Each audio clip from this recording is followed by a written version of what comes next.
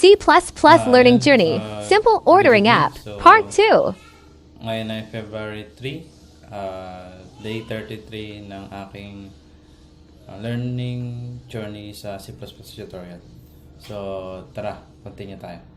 So, kahapon, diba, dito tayo sa yung ordering app, simple ordering app. Tapos, wait lang pinamati ko sana tayo yung banda.